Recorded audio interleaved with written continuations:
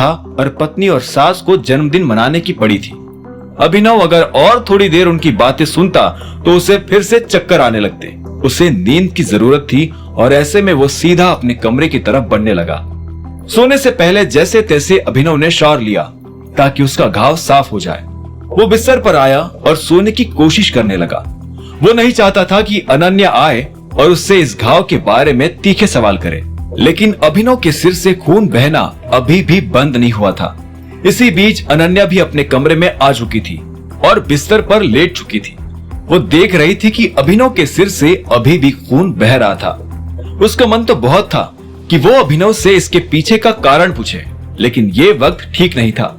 ऐसे में अनन्या अपनी जगह से उठी और फर्स्ट एड बॉक्स ले आई और उसने अभिनव के सिर पर चुपचाप एक बैंडेज लगा दिया। अभिनव को पता भी नहीं चला कि कब उसके सिर से खून बहना बंद हो गया था। अगली सुबह जब अभिनव की नींद खुली तो उसे काफी बेहतर महसूस हो रहा था। उसने देखा कि अनन्या भी उठ चुकी थी और उसके सामने खड़ी थी। जैसे ही अनन्या की नजर अभिनव से मिली तो अनन्या ने पूछा, क्या तुम मुझे बता सकते हो कि रोज रोज मेरी जिंदगी नरक बनाने के अलग अलग तरीके तुम कहां से लाते हो?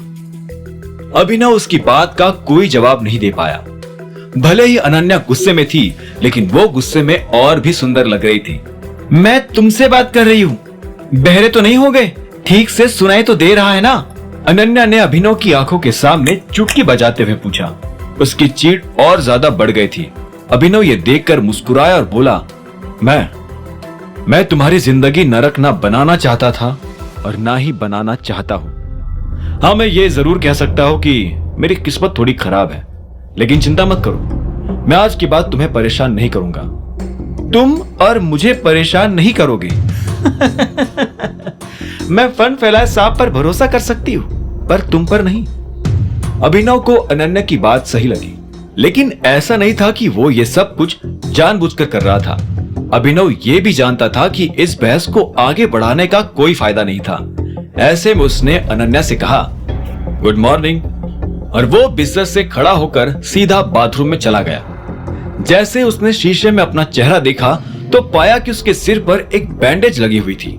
अभिनव हैरान हो गया और सोचने लगा कि ये बैंडेज उसके सिर पर आई कहां से। तभी उसके दिमाग में अनन्या का ख्याल आया।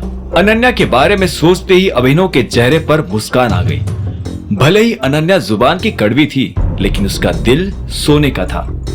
जब अभिनव दोबारा बाहर आया तो उसने पाया कि अनन्या जा चुकी थी। वो खुद भी जल्दी से तैयार हुआ ताकि अनन्या के निकलने से पहले उससे मिल सके। जब वो नीचे आया तो उसने देखा कि सब लोग नाश्ता कर रहे थे। अभिनव भी उनके पास आकर बैठ गया। तभी हरदेव ने कहा, अनन्या, तुम मंडे को एलेक्स कॉर्पोरेशन आ जाना, वहां हम एक छोटा सा सेलिब्रेशन करने वाले हैं। ये खबर सब लोगों के लिए चौंका देने वाली थी। शर्मिला ने घबराते हुए हरदेव से पूछा, आपको प्रोटॉन से कॉन्ट्रैक्ट मिल गया क्या?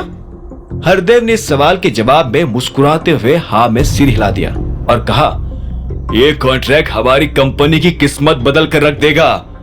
अब हमारी कंपनी को नई ऊंचाई छूने से कोई नहीं रोक सकता।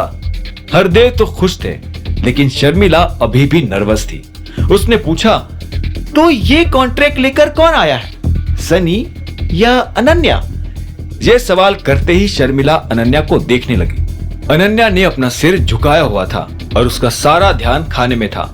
वो ऐसे दिखा रही थी जैसे उसे कुछ सुनाई ही नहीं दे रहा हो। शर्मिला ने उसके पैर पर पैर मारते हुए धीरे से कहा, अनन्या। अनन्या ने ऊपर देखा और बोली, सनी ही लाया है, और कौन लाएगा? हरदेव ने कहा। यह सुनते ही अभिनव ने अनन्या की तरफ देखा।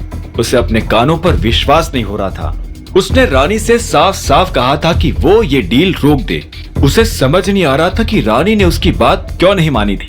अभिनव को लगा कि रानी ने उसके साथ बहुत बड़ा धोखा किया है।